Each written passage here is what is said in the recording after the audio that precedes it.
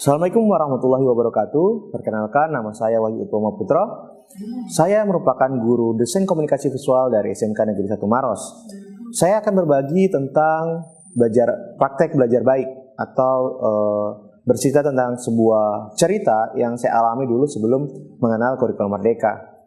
Meskipun kejadian ini terjadi pada saat kurikulum 2013, namun secara tidak sadar saya sudah mengimplementasikan apa yang dipelajari di kurikulum Merdeka, yaitu berdiferensiasi proses.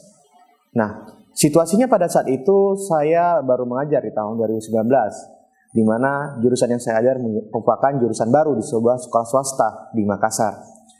Saya mengalami banyak tantangan selain dari segi alat, selain dari sumber daya manusia dan lain-lain. Banyak tantangan yang saya alami, namun hal yang menjadi tantangan utama saya waktu itu adalah banyaknya siswa di jurusan multimedia yang dianggap malas karena tidak mengerjakan tugas.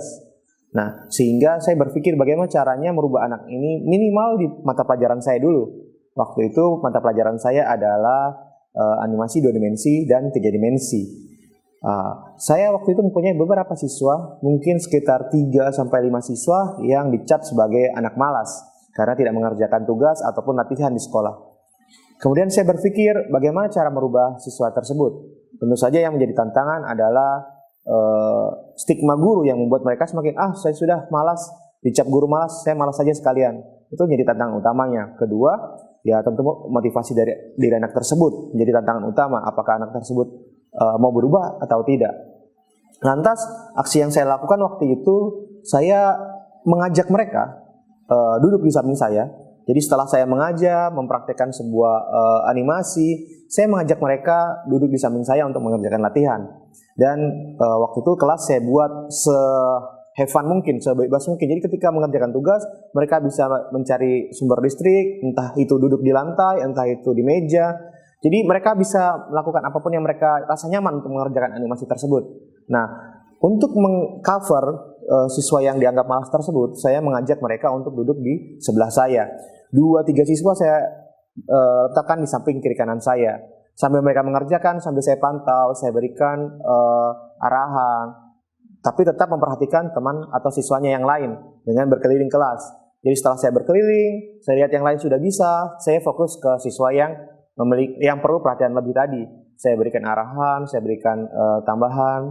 Nah, setelah saya lakukan itu beberapa bulan dan sampailah di akhir semester, di mana tiap-tiap guru mempresentasikan perkembangan siswa, dan saya secara percaya diri mempresentasikan bahwa siswa yang kemarin dianggap malas, dianggap rajin, mereka sudah berubah. Saya lihatkan hasil-hasil karya mereka, ini loh mereka bisa buat, ini loh mereka kerjakan, hanya mereka perlu pendampingan lebih. Di situ saya belum tahu tentang berdiferensiasi secara proses. Ternyata apa yang saya lakukan itu merupakan berdiferensiasi secara proses. Nah, jadi hal itulah yang ingin saya bagikan ke teman-teman semua. Ternyata setiap anak itu spesial, hanya kita perlu bagaimana cara mengajar mereka, cari motivasi, cari aksi yang buat mereka bisa belajar lebih. Karena kalau kita menyerah, lantas anak-anak kita mau seperti apa. Jadi buat teman-teman semua mungkin semangat belajarnya, jangan menyerah menghadapi anak-anak seperti mereka, dan semoga video saya menjadi motivasi buat kalian semua. Akhir kata, Assalamualaikum warahmatullahi wabarakatuh.